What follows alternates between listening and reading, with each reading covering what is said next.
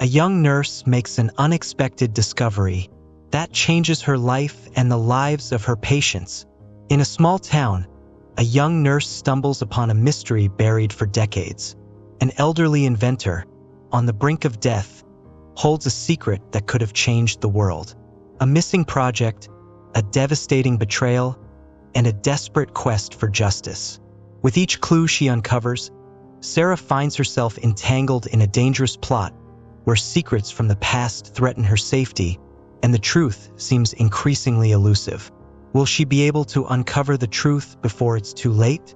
Sarah Parker, a 28-year-old nurse, always knew her calling was to care for people. From a young age, she accompanied her mother, a dedicated and respected nurse in the Maplewood community, who inspired her with compassion and dedication. Sarah grew up seeing the positive impact her mother had on patients' lives, especially the elderly, and decided to follow in her footsteps.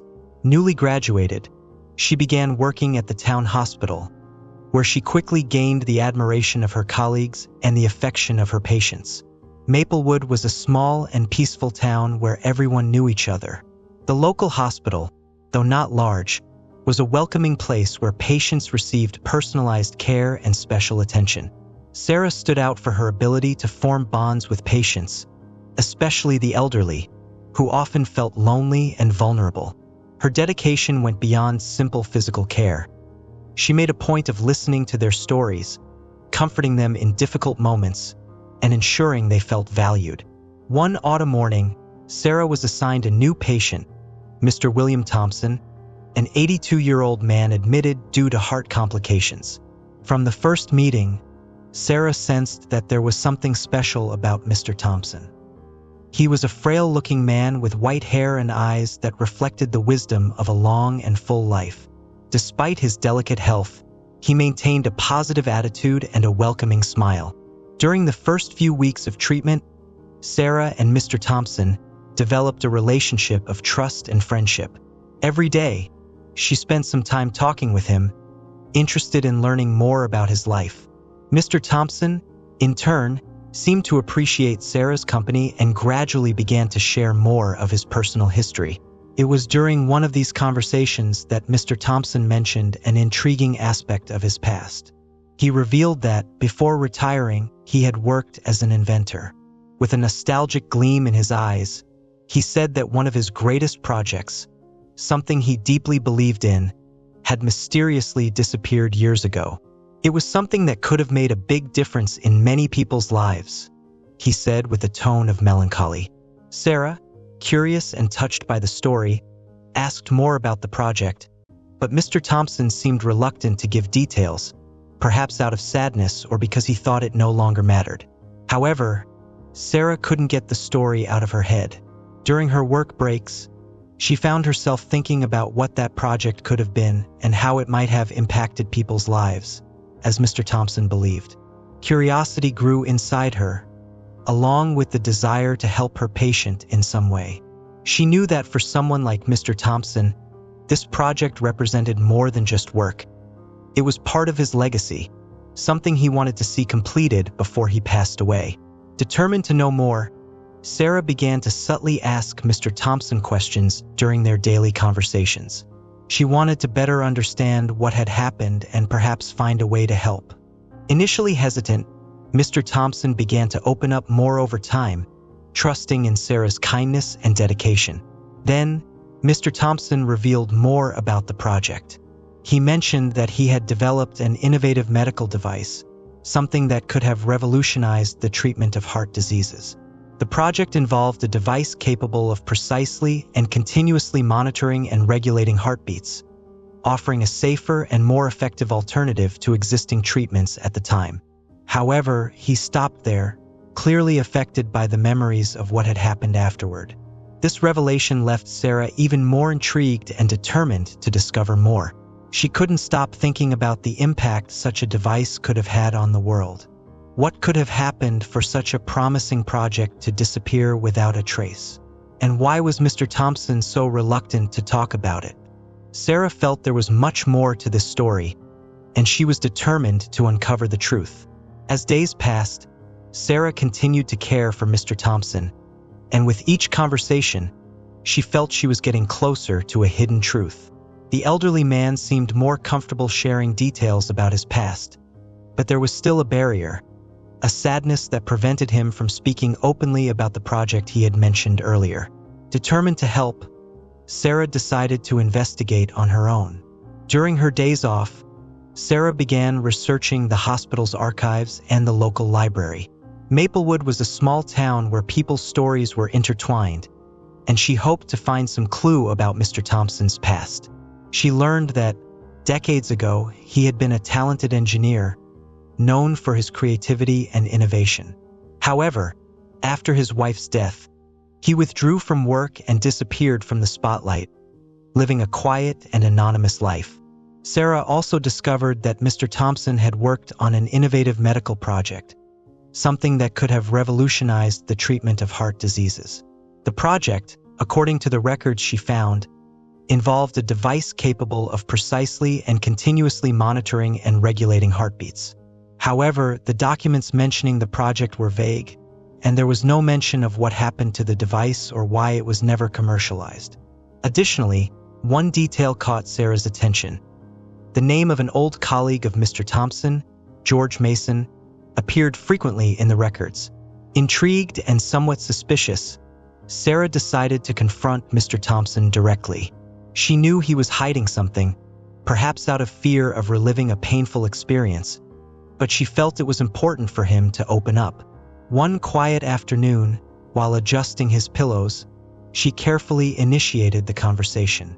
"Mr. Thompson, I've been thinking a lot about the project you mentioned," Sarah began, trying to keep her tone light. "I did some research and discovered that you were a brilliant inventor. I wanted to understand more about what happened with your work if you feel comfortable talking about it." Mr. Thompson sighed deeply, closing his eyes for a moment. When he opened them again, his gaze was full of sadness and regret. "Sarah, I always knew you were a special young woman," he said, his voice trembling. "The truth is that project, it was my life. I worked on it for years, believing it could change the world. But suddenly, everything fell apart." He paused, trying to organize his thoughts. Sarah waited in silence, giving him time to continue. "The prototype, the documents, everything disappeared," he finally said. "I trusted someone, a colleague, but that person betrayed me. One day, I went to the lab and everything I had done was simply gone. I tried to rebuild the project, but I never succeeded. It was like losing a part of myself." Sarah felt a lump in her throat hearing the story. Mr. Thompson had been robbed of something he loved, something that could have helped thousands of people. "That's terrible, Mr. Thompson," she said, her voice choked. "Do you know who did this? Someone who could have taken your work?" Mr. Thompson nodded slowly. "I have my suspicions, but I could never prove anything. And over time, people began to forget. I also wanted to forget so I wouldn't suffer anymore, but I never could. Perhaps if I had finished the project, things would be different today." This revelation deeply shook Sarah. She knew she couldn't simply leave this behind, not after everything she had heard. Something inside her told her that Mr. Thompson deserved justice and that somehow, she needed to help him find the answers he had sought for so long. That night, Sarah returned home with a heavy heart. Mr. Thompson's story wouldn't leave her mind. She knew she was getting involved in something much bigger than she could imagine, but she also knew she couldn't turn her back. Mr. Thompson trusted her, and she felt it was her responsibility to do something about it. Determined to uncover the truth, Sarah decided that the next step would be to look for more clues, perhaps something Mr. Thompson had forgotten or even old documents that might reveal more details about what had happened. Additionally, she began to question George Mason's role in this story, since his name frequently appeared in the records and Mr. Thompson seemed reluctant to mention him. In the following days, Sarah continued to work at the hospital, but now with renewed purpose. She knew she needed to find out what really happened to Mr. Thompson's project. During her breaks, she explored the few clues she had, sifting through old documents and trying to track down anyone who might have information about the disappearance of the medical device. Sarah felt there was a truth buried beneath decades of silence, and the responsibility of uncovering it weighed increasingly on her shoulders. She began by asking some of the older hospital staff if they remembered anything related to Mr. Thompson. Although many had no specific information, a retired nurse, Mr. Jenkins, vaguely remembered hearing about a talented engineer whose project had mysteriously vanished years ago. "It was a big scandal at the time," Mr. Jenkins commented. "People talked about it for months, but like everything else, it was eventually forgotten. No one knew exactly what had happened." These words resonated deeply with Sarah. The silence surrounding the disappearance of Mr. Thompson's project seemed almost conspiratorial, as if greater forces were interested in erasing any trace of his work. The more Sarah listened to these accounts, the clearer it became that someone had made an effort to cover up what had happened. Sarah thanked Mr. Jenkins and continued her search. She knew she was treading on uncertain ground, but she also felt she was getting closer to something.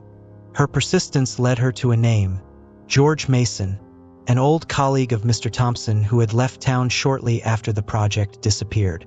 Mason was known to be ambitious and, according to some people Sarah spoke with, he always resented Mr. Thompson's talent. As she investigated more about Mason, Sarah began to notice troubling patterns.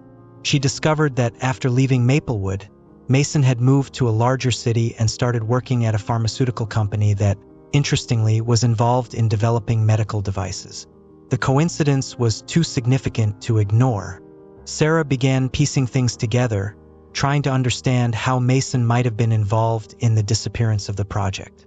The sense that she was approaching a dangerous truth only grew. At the same time, Sarah realized that she was beginning to attract someone's attention. Initially, she thought it was just coincidence, but as days passed, the feeling of being watched became more intense. One day, as she left the hospital, she saw a black car parked across the street. The same thing happened at the supermarket and even in front of her house. Whoever it was, they were trying to intimidate her. One night, while returning home after a long shift at the hospital, Sarah again felt she was being followed. The same black car appeared behind her, keeping a suspicious distance. Sarah's heart raced, but she forced herself to stay calm. Instead of heading straight home, she made a series of turns and detours, trying to confirm if she was indeed being followed. When the black car finally sped up and disappeared down a side street, Sarah realized it wasn't just paranoia. Someone was really trying to scare her. Sarah shared her concerns with Megan, who advised her to be careful. "This could be an attempt to scare you," Megan said. "They want you to give up before you even start. But if this is happening, it means we're on the right track." Despite the threats, Sarah remained undeterred. She knew she couldn't back down, not after everything she had discovered. With each passing day, her determination grew. She wasn't just fighting for Mr. Thompson. She was fighting against a system that tried to silence those who sought justice. Megan also intensified her search for evidence, starting to investigate the legal records of the pharmaceutical company where Mason worked, hoping to find something that could directly link Mason to the stolen project. In the following days, Sarah received an anonymous phone call while at the hospital. The voice on the other end was hoarse and threatening. "Stop digging where you're not wanted," the voice said before abruptly hanging up. The shock was immediate, but after a few seconds of fear, anger took over Sarah. Whoever was behind this had underestimated her determination. Determined to continue, Sarah and Megan began tracking down former hospital employees and colleagues of Mr. Thompson and Mason. After many frustrating attempts, Sarah finally managed to contact someone who had worked in the lab where Mr. Thompson developed his project. Her name was Emily Davis, a lab technician who had left Maplewood shortly after the project's disappearance.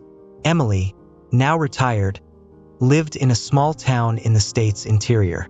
Contacting Emily was a sign of hope for Sarah. She felt that Emily might have crucial information that would finally break the silence surrounding the project's disappearance. With this in mind, Sarah and Megan planned a trip to the small town where Emily lived, hoping that this new lead would finally lead them to the truth. Sarah was more determined than ever to uncover the truth. The veiled threats she had been receiving only reinforced her conviction that she was on the right track. As she continued her investigation, she and Megan decided to intensify the search for concrete evidence that could incriminate George Mason. The clues they had so far were important, but they still weren't enough to move the case forward legally. That's when Megan had an idea. "Sarah, we need to find someone who worked directly with Mason at the time. If we can get a witness statement, someone who saw something suspicious, that might be the missing piece of the puzzle." Megan's suggestion made sense, and Sarah agreed. They began tracking down former hospital employees and colleagues of Mr. Thompson and Mason. After many frustrating attempts, Sarah finally managed to contact someone who had worked in the lab where Mr. Thompson developed his project. Her name was Emily Davis, a lab technician who had left Maplewood shortly after the project's disappearance. Emily, now retired, lived in a small town in the state's interior. Sarah and Megan traveled there to meet Emily. Upon arrival, they were greeted by a gray-haired woman with a welcoming smile, but an expression that revealed she knew more than she was willing to admit. Emily invited them in, and after settling in the living room, Sarah explained the reason for their visit. "Emily, we know you worked with Mr. Thompson when he was developing his project," Sarah began. "We're investigating the disappearance of that work and believe George Mason may be involved. We need your help to find out what really happened." Emily remained silent for a few moments, making Sarah think she might be reluctant to get involved. But then, Emily took a deep breath and began to speak. "I knew this would come to light one day," she said with a melancholic tone. "Mr. Thompson was a brilliant man, and the project he was working on really had the potential to save many lives. But what happened was one of the greatest injustices I have ever witnessed." She paused and looked directly at Sarah. "George Mason was an ambitious man, always wanting to advance in his career, no matter the cost. I saw him enter the lab several times when Mr. Thompson wasn't there. And then, one day, all the project materials disappeared. I remember seeing Mason leave the lab with a bulky folder. At the time, I didn't think much of it, but after learning about the project's disappearance, everything started to make sense." Sarah and Megan exchanged glances. This was exactly what they needed. "Would you be willing to testify in court?" Megan asked cautiously. "Your statement could be crucial to resolving this case." Emily hesitated, but upon seeing the determination in Sarah's eyes, she nodded. "Yes, I'll do it. Mr. Thompson deserves justice, and I can't live with this guilt any longer." Emily's testimony was a turning point. With this new information, Sarah and Megan knew they had something solid. But the greater challenge lay ahead, confronting George Mason and getting him to admit his guilt. Sarah's fear was that if Mason denied everything or refused to cooperate, the case could drag on for years without a resolution. And more than anything, Sarah wanted justice for Mr. Thompson while he was still alive. Megan contacted Mason, pretending to be a lawyer interested in a potential business partnership. She arranged a meeting, and Sarah decided to go along, to observe Mason and perhaps confront him with the new evidence. They knew they would need to be strategic and careful. If Mason felt too cornered, he might flee or take drastic measures. On the day of the meeting, Sarah and Megan arrived at Mason's office in a nearby large city. He greeted them with a fake smile and shook both their hands, suspecting nothing. Megan skillfully conducted the conversation, discussing business until she felt it was the right moment to change the subject. "Actually, Mr. Mason, I'm here for another reason," she said, placing some documents on the table. "We're investigating the disappearance of a medical device project that happened many years ago. We know you were involved, and we have witnesses who confirm it." Mason paled at Megan's words. He looked at the documents on the table, immediately recognizing the notes and diagrams from Mr. Thompson's project. I don't know what you're talking about," he said, trying to maintain his composure, but clearly shaken. His eyes betrayed the fear he felt at that moment. Sarah, who had remained silent until then, finally spoke. "Mr. Mason, we know what you did. Mr. Thompson dedicated his life to that project, and you stole everything from him. It's time for you to face the consequences." Mason began to sweat, and his nervousness was evident. I didn't steal anything. It wasn't like that," he stammered. But Sarah knew he was trying to cover up the truth. She realized that beneath the facade of confidence, Mason was panicking. The possibility of losing everything he had built on the foundation of a lie was destroying him inside. Before they could press him further, Mason abruptly stood up. "This meeting is over," he said, trying to leave the room, but Megan was quick. "If you leave now, we'll go straight to the police with the witness's statement," she threatened. "But if you cooperate, maybe we can negotiate a deal." Mason hesitated, unsure. He knew he was cornered.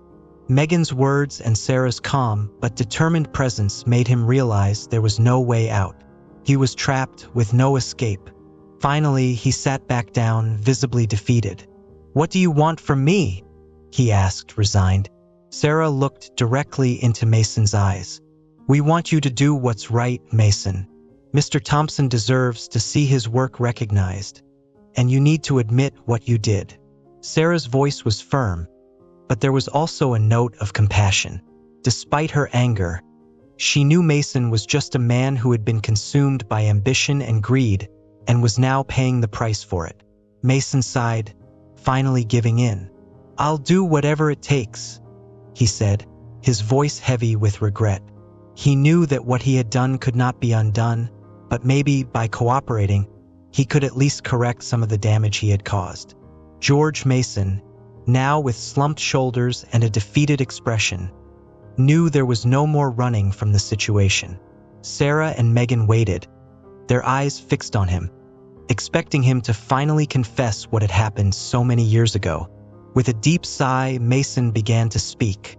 "I was young and ambitious," he admitted, his voice laden with remorse.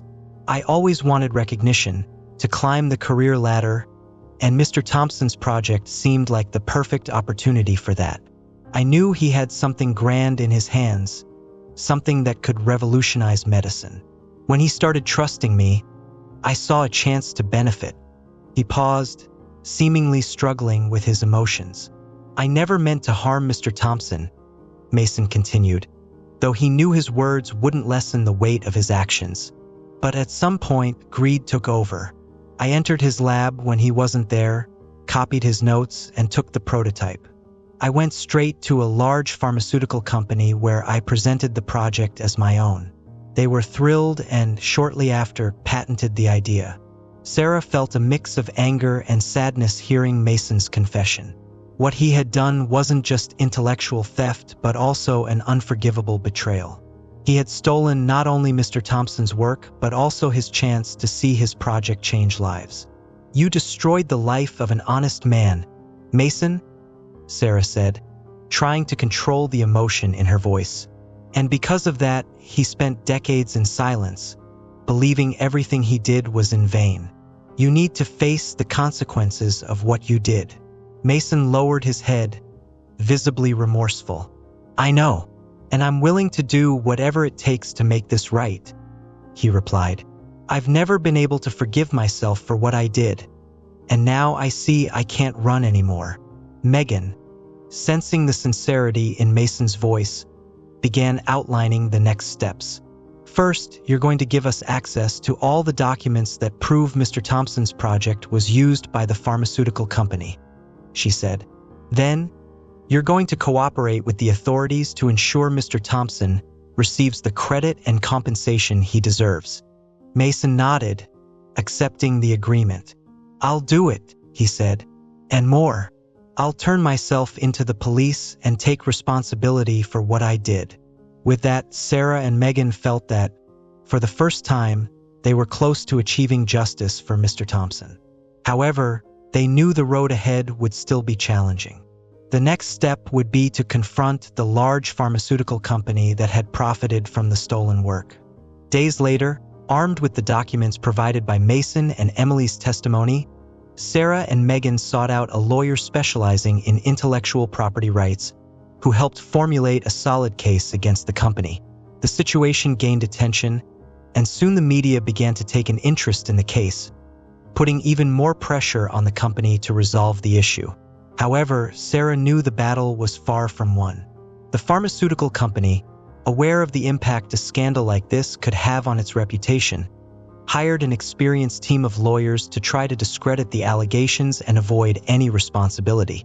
The legal battle began to unfold, and each day brought new challenges. Sarah, who had so far remained relatively distant from the legal process, decided to visit Mr. Thompson and tell him what was happening. She knew he deserved to know how his work was finally being recognized, but she was also concerned about how he would react to all these developments. When she arrived at the hospital, Sarah found Mr. Thompson more frail than ever. Age and illness had taken their toll, but he still had that wise sparkle in his eyes. Sarah approached and gently held his hand. "Mr. Thompson, I have some news for you," she said, with a soft smile. He looked at her, curious. "What did you find out, my dear?" he asked, his voice weak but full of interest. Sarah told him everything that had happened. How she had discovered the truth about the project's disappearance, Mason's confession, and how the case was being brought to justice.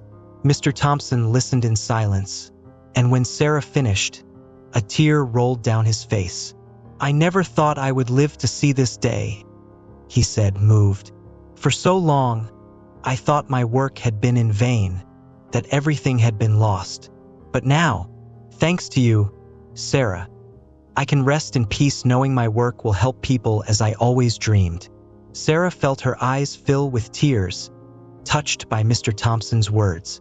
"You deserve this recognition, Mr. Thompson, and I won't rest until justice is done."